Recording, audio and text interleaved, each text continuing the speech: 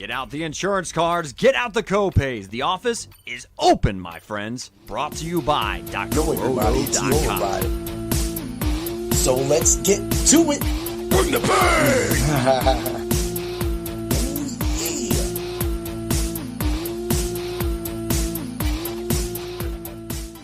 What's up, everybody? It's Heat Override, and I'm ready to bring the pain for you and Dr. Roto this week. Oh, yeah! Man, I'm ready. It's a crazy Tuesday here in Erie, PA. It's cold as heck. Heck, one of my cars didn't even start. I had to wait. We had an appointment. I just took the day off. Decided I'd podcast early during the day just to get this information out. Of course, we're ready for another Hard Hits review. Woo! Yeah, man. What a crazy weekend of NFL. On top of all that wildness, I had an emergency podcast go live yesterday because, man, I just had a lot to say about what a catch is in the NFL. And this is the easiest way to explain it.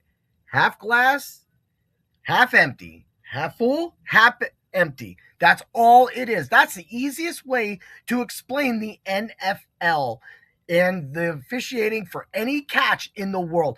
I swear, if you just look at it that way now, we can't get mad anymore, right, people? We can't get mad. I mean, this guy's just going to look at it. This ref is going to look at that catch as half empty.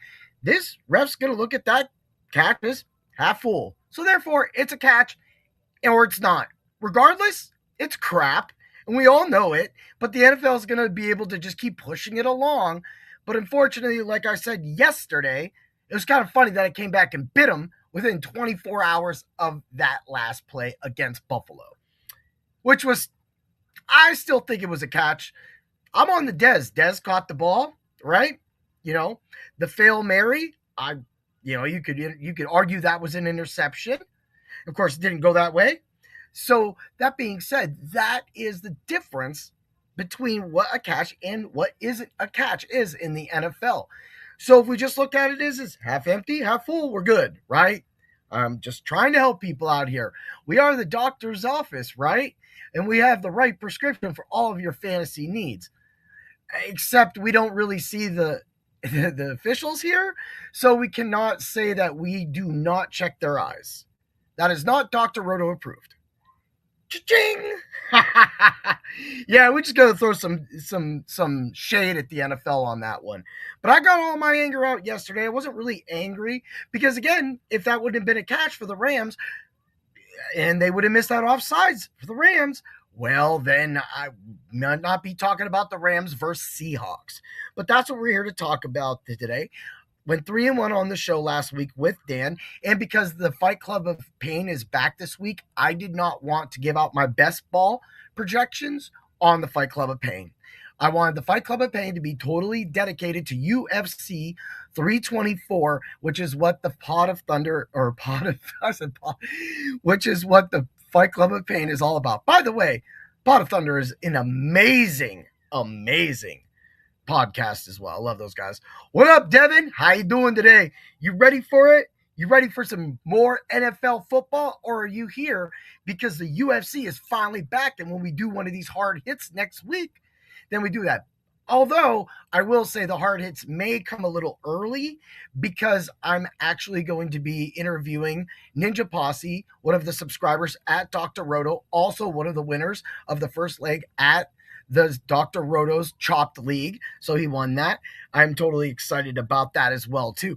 But, man, we're here to talk some NFL, right? So we got the Bills. The Bills lose to the Broncos. Of course, we all know Bo Nix is down, out for the season. Jarrett Stidham is coming in to get his axe waxed by the New England Patriots to fulfill the NFL's prophecy of making everybody happy again by smearing the New England Patriots in all of our faces.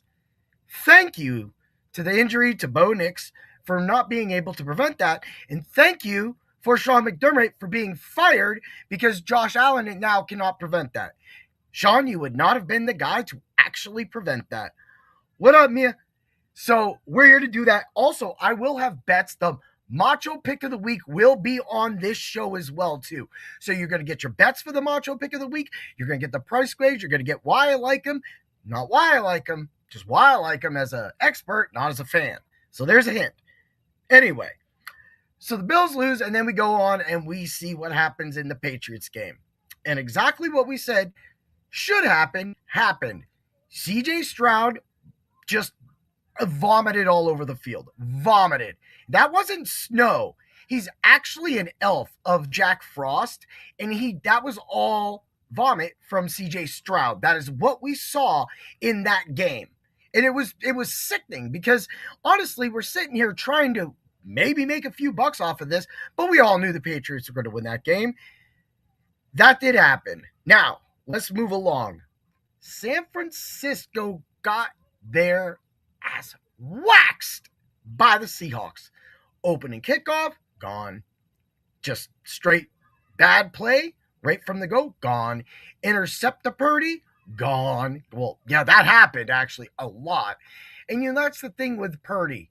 At this point, you need to make that decision. Do you really want to keep Purdy that you invested all that money in and Mac Jones, or do you maybe play Mac Jones? Because Mac Jones wasn't careless like that.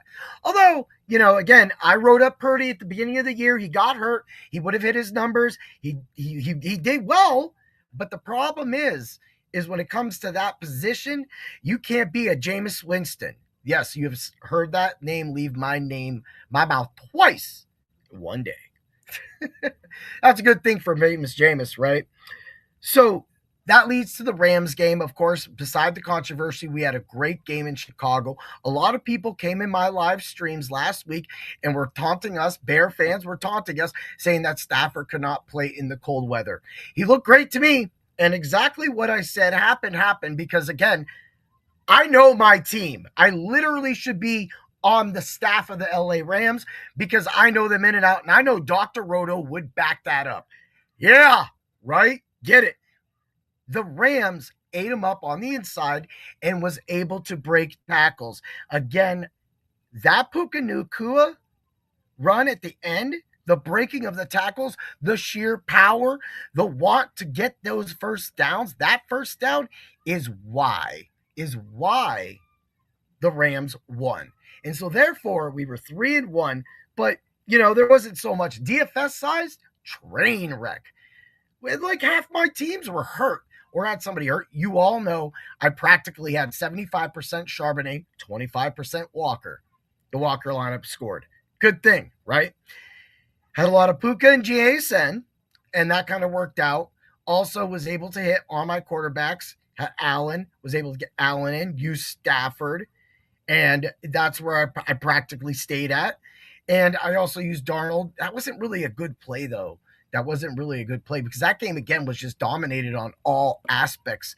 And so, therefore, special teams defense, he didn't have to do that much. And just Kenneth Walker was running crazy. So that kind of did it. That's what killed me about Charbonnet. He literally rips, a 12 to 15-yard, 20-yard run right from the go, gets hurt. I'm like, no! That is just what is crazy. But anyway, besides that, going on, man, we're going to get to the best ball rankings, but now 3-1, we're moving on. We have the Patriots against the Broncos, and don't think that Broncos defense isn't trying to go win that game. They will try to win that game. That's still a strong Broncos defense that Drake May is going to have to put up with, but at least he's what? You got to go up to the high altitudes because that's where Stidham is going to have that advantage. If they're able to control that game and keep it close. And if for some reason they can get J.K. Dobbins back, that's in the news right now, that might provide just enough leadership and that provide that tandem so that Harvey can now go back to that 2 role and J.K. can come in. Well, Harvey should be the 1 anyway, but J.K. can relieve him and also J.K. out of the backfield in the pass catching part of the game. That is going to work. And that's going to be what helps beat the Patriots. Look, the Texans moved the ball kind of on them.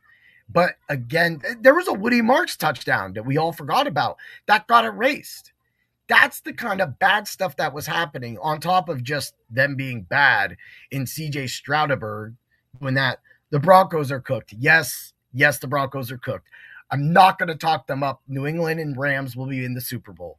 But we have to be worried about that Patriot team. Because like I said, if the NFL gets their way, they're going to be plastering that logo, the face, And the little tail, that's going to be plastered everywhere.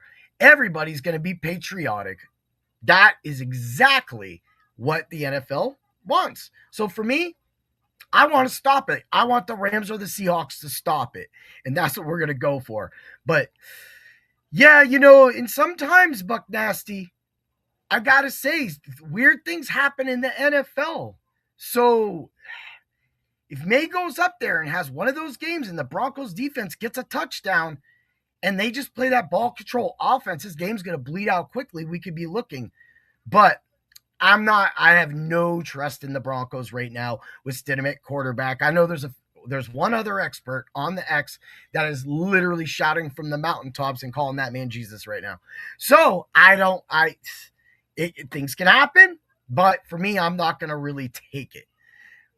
However, what I will say is we can get to the best ball rankings for this week. I also will. I've already given out my pick since the Bills in the Rams Super Bowl isn't going to happen. I said it's going to be New England and the Rams. So you have my pick of the New England Patriots and the Rams. We'll have a bet for you on that as well, too.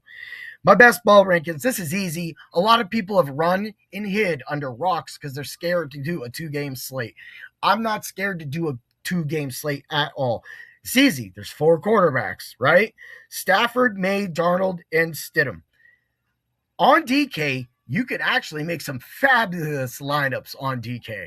So it's going to be a free-for-all pretty much on DK. Thanks, DraftKings. You did your job on that one. By the way, also, we'll have a little more for DraftKings on that in a bit. Running backs. Kyren Williams, the most expensive running back. The Rams I thought Blake Corum would have been used a lot more. They said, nope, it's playoff times. This is why we kept Kyren Williams safe. This is why we kept Kyren Williams fresh. Although Kyren Williams was the Macho Pick of the week last week and scored both those touchdowns and was called on the show, I don't know what more to say. But that was a great thing. He is my number 1 running back. Walker, Harvey, Stevenson. I do not like Stevenson against the Broncos. And I don't like Henderson even more because they don't seem to really want to put Henderson out there anymore other than like running downs or just bad situation downs where he's just running. And that's really not good when you have to run on the Broncos defense. However, James Cook did show last week that the Broncos defense could be run on. Him and Josh Allen did put it to click, but that is again comes back to the greatness of Josh Allen. We don't have that now. We don't have that. So for me, I feel that New England's going to have to use Hunter Henry, who they did not use in last game. They're going to have to use a lot of Hunter Henry, and they're going to have to hope that Keyshawn Booth gets a deep ball that was called on by my co-host Dan that he would score a long touchdown. And we gave you that bet and prop last week on Thursday on that show. So that being said, and look, I thought he was crazy, but I had Boutte in one lineup. And luckily that lineup had Walker in it too. It's funny how those things kind of worked out. Broncos, Hawks, I'm down for it. Honestly, yesterday, if you'd watched that podcast, I already said that I feel that the New England Patriots are, as I said earlier, going to be that face. But the best team in the NFL all around is the Seattle Seahawks. Even with Bo Nix on the Broncos healthy, I felt that they were the best team of these Final 4. That's my trust. And that's coming from a Rams fan. I don't want to say that, but I know it. That defense is good. There's a reason why. Nick, we'll get to that. There's a bet on the guy. We'll get to that. Right? Because I can't just give everything away at once. You said Ben DiNucci will end up playing. That could happen, man. That could happen. I mean, it's just a bad time of the year to really they couldn't pull a Phillip Rivers out, right? They couldn't do that. So they really have to go back into this, and that's sad. But it's the NFL. Injuries happen. You have to play on. You have to make sure the team is right. So I like the Broncos Hawks. That's got some definite money to it. Hawks are supposed to be the favorite, but I'm going to go with that. Stevenson, back to that. I just do not like the Patriots backfield, but what I do like is that Stevenson does and is active in the passing game. Therefore, with him being in the active passing game, that is why he is up there. I'm not really looking at anybody else running backs. This is playoff football. This is what you're going to need. But if J.K. Dobbins does come back, you're going to have, I will move. No, I'll keep it right there, Harvey and J.K., because he's still going to be rusty. Wide receivers. Puka's number 1. You know it. I'm a Rams fan. JSN number 2. Adams number 3. I'm going to throw, this was tough. There's a lot of good receivers, Diggs, etc. Booty, what I just mentioned. Pop Douglas, you want to go crazy? Pop Douglas. I got Sutton there. I think Sutton's going to be low owned. I don't think anybody's going to do it. But if you can get those 4 catches for 48 yards and maybe the Broncos' only touchdown, well, then there's not going to be a lot of people on him. And that'll give you that. 5, Cooper Kupp. This should not surprise you. Last week, he was a huge, huge, huge recommendation on the Ultra Contrarian show. And at the same time, the price on him is insane. $3,800 on DraftKings. FanDuel was a little smart. They put the $5,800 tag on it. What's funny is I already have the Ultra Contrarian show written up. I could give that, but I'm not going to do that. You'll have to get that information on Saturday when we have more news out, like J.K. Dobbins, if he's playing. Right? And mind you, I'm live right now, so I'm not watching news. So if it just gets announced right now, then I'm behind. But that being said, let's get to tight ends. I don't care. After Barner and Henry completely shit the bed last week, I don't like them. And here's the problem with that. Barner and Henry are in a system that sometimes the tight end just does not get used. And if you watch enough of those games, you'll see that they just don't. Like when you get a 0 from a guy that's in a game Barner was in a blowout, so there was really no reason to use him. But then again, that's kind of why it was where it is. I'm going Parkinson number 1, Higbee number 2, Engram number 3. I feel that the tight end is going to be the best play for Denver in the passing game, other than maybe if JK comes back in the underneath game. I'm thinking the underneath, and that's what might open up that Sutton touchdown I'm talking about over top. But at the same time, I like Hunter Henry at 4, Barner at 5. The Rams have notoriously been bad at the tight end. We've gotten a lot better, but a lot of that is because of our defensive line play. Darnold has not looked good. And San Francisco did give it to him, the defense that is, in that game. The problem is he still has this oblique injury. You don't know how much that's affecting him. JSN isn't coming in. It didn't have a really good game last game, of course, not needed. We get that. But this was kind of the emo against the Rams last time, except the Rams and the Seahawks kind of just had a really good shootout. If you go back to the first game, both Stafford and Darnold did not do well. Stafford was around 13 points, DK, and Darnold was around 8 points. Of course, the last game, Stafford being around 33, FanDuel, DraftKings, whatever you want to do. Darnold being around 20. So Stafford went nuclear. Stafford already knows how to beat this team. Stafford also shot himself in the foot multiple times in these games. So therefore, against that defense, he's seen that defense. So this is going to be a chess match between the Rams and the Seahawks. And that is why Cooper Kupp is going to be big, because Cooper Kupp's 5 targets, 5 receptions last week was big. In the DFS slate, that's going to be big once again, especially on DK for $3,800. And that is what frees up a lot of money. Like, I can tell you right now, if you've been to the DK site, you already know you can get all the big players in. You already know that. And all you need is Cooper Kupp. Bang. That's how we do it. So, of course, New England's my pick. Rams are my pick. Rams will win the Super Bowl. I'll be back next week to do the review show and also give the official Rams. And then, of course, you have to stay tuned. Dr. Roto came on last year, but Johnny Danger and me 2 years ago started the Super Bowl bet parlay show. So we had tons of bet. We've changed it twice. So that's going to be the Super Bowl betting show. And if we can get Dr. Roto back on, we covered a ton of bets last year. A ton of those bets hit. Of course, last year 2 years ago, we were able to hit a non-quarterback throwing a touchdown, because we're willing to put our chest out there and say it, people.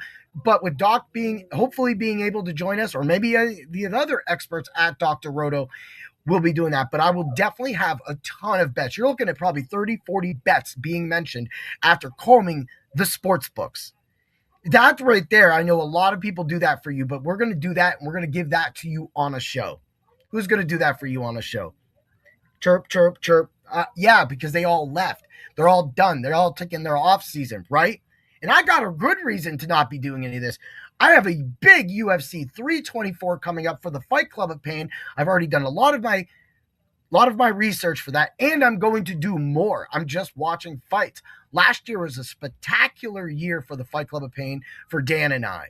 The UFC Sheriffs. We are declared the UFC Sheriffs, and there's a reason for that, because we find finishes, and that always happens. And that was the hard work and dedication that we gave to the show and to all of you last year. You definitely got to come back and check us out Thursday live, 7 p.m. It is going to be a riot. Heck, I mean, even our boy Ken Vick might show up. Kenneth Myron Vick. Do you know who Kenneth Vick is? He's a loose cannon. All right, let's get to it. All right, here's some future bets right here. Stafford, MVP, everybody already knows, negative 450. You know what I like? JSN is a negative 1250 right now to win the Offensive Player of the Year.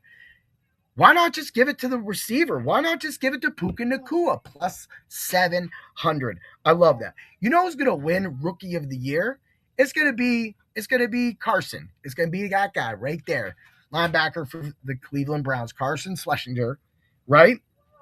Which was good. I picked Jalen Walker, but his boy James Pierce is second in the voting as of right now on the slate. Here's the funny thing. Pierce, Walker, and the next guy, Nick Manowari, were all on that show I talked about earlier on the pre-draft show for Dr. Roto. So we literally had a chance again, and this will be the first year I got it wrong for Rookie of the Year, Defensive Rookie of the Year. I picked Jalen Walker. It's the way it goes sometimes. But Nick Manowari, plus 3,500. He didn't play enough of the season, but hey, if anybody says that Nick Manowari came in and when he was in there, he was more dominant than Corey Schlesinger, then you get that plus 3,500. But of course, we're going to take that Corey Schlesinger. Rams over the Patriots right now is a plus 390. That's good money. You don't have to pick the Super Bowl. Pick your Super Bowl winner. The Rams are down to a plus 210 right now. Seattle being the favorite. Also, I have a plus 1,900 on the Rams. They're trying to buy that back. That's not coming back. You know, that's what we do. That bet was also available at Dr. Roto preseason. McCaffrey looks like he's going to be the walkaway runner for Comeback Player of the Year. He's a negative 4,000. Again, that was a plus 350 on my show in preseason. I say these things for a reason because it's proving to all of you that there is content and it is free in that. And then when you win money off of that content, you buy the subscription, you come aboard, and you win money all year long at Dr. Roto, not just during football season, because UFC is now part of that product. And UFC is the next thing that should be on your airwaves. Not to dig at you, SiriusXM Fantasy. I've said it long enough. You literally have taped and recorded shows when you have experts that know experts like me or other UFC artists, plus having a fight channel, and you don't put out that content on your SiriusXM Fantasy channel. You say football is the mecca. Well, now that football is going away, you're going to sit there on your marbles and you're going to say, we're going to run recorded shows about baseball. Okay. We're going to talk a little bit about basketball. Don't even get me started with basketball, because that game time decision have to be at your phone a minute before. It shouldn't be like that. It shouldn't be like that. I totally disregard it. Again, I got screwed over again last night by another injury, but I don't even want to talk about it. But that's why I'm not the basketball expert. I did pull a little cash, but I was in first place for hundreds of dollars for that injury goes down, man. And I just don't want to hear that. Hey, we've all been there and done that, but it just happens at basketball. Dudes are soft anymore. Your load management, I will say killed basketball and will eventually kill basketball. What will eventually kill the NBA, and I know that a lot of you don't want to hear this, but guess what? You're going to hear it because I'm the pain bringer, will be the WNBA funding them, and then, of course, load management. Load management is a load of shit. That's what I say. That's how you bring the pain. Ooh, yeah. All right, let's get to it. Let's get to the Macho Pick of the Week. Ooh, yeah, Heat Override. You got the sauce and you cooking, but the Macho Cook is cooking even more than you. Kyron Williams went to the top. Yeah. The Macho Pick of the Week hurts me to say this, Kenneth Walker. All year long, we just want to see Charbonnet back there with all the touches, or just Walker back there with all the touches. And finally, we get one of those guys back there with all the touches, Kenneth Walker, and he explodes. He is 6,200 on DraftKings, 8,000 on FanDuel. Clearly a must start all across the board. Every time, this doesn't go back to his last game against the Rams. Mind you, he had some very big gains in that run. That run is where he got most of his rushing yards, right? Okay, that being said, Kenneth Walker always has been a thorn in the Rams' side. And how much it hates me to say that, he is the Macho Pick of the Week because he's always consistent against the Rams. And of all the running backs on this slate, he has the best pathway to the best dominance. Kyron Williams will still at one point, even though he had 23 rushes last game, will still have to heed some of those receptions to the wide receivers, which we'll get to in the tight end game. Now, that being said, that is what gives me that.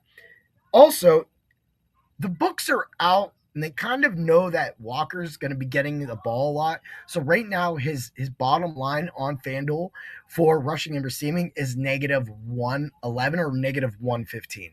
That's just not going to do it for me, although he did get that his last game against the Rams. His previous game, week 1, it was more rushing. Charbonnet had been getting the work out of the backfield. So therefore, I think he's going to get a third reception. 3 receptions on FanDuel is a -158. The touchdown parlay at this moment, Tuesday at 1:22 p.m., unless it changed when I went live, is a -170. Parlayed together, that is a +149. Kenneth Walker should easily be able to get a touchdown because he hasn't got Charbonnet there. But Seahawks, I swear, if you put Bobo in that backfield and you give him a run and he gets that touchdown, I'm going to put you in the Jonnu Smith column. Like, literally, you're just going to be right there next to linemen catching touchdowns. We don't need that in fantasy, right? That's it. Also, if you want another bet, New England versus Rams as a matchup is +200 right now. That's a great bet to also take as well. New England definitely has a clear path. It's going to be a war in the West in the NFC Championship, and that's crazy. But I do want to talk about this right now. Higbee's going to get his 2, maybe 3 targets, but Stafford loves Terrence Ferguson. Stafford loves him. Even though Terrence Ferguson practically dropped a touchdown and he had a lot of things. He had 5 targets last game. He had 1 catch. And Ferguson is always that guy that comes up like Davis Allen with that touchdown. But the fact that he actually targeted Ferguson more than Higbee, of course, that's the defense. There's going to be the key to the Rams being able to beat Seattle, is because it's going to be players like Terrence Ferguson that need to step up, that can't go 1 for 5, that will need to go 3 for 5 in this game to help the Los Angeles Rams make it to the promised land again. Have a great day, everybody, and always remember to bring the pain. Ooh, yeah.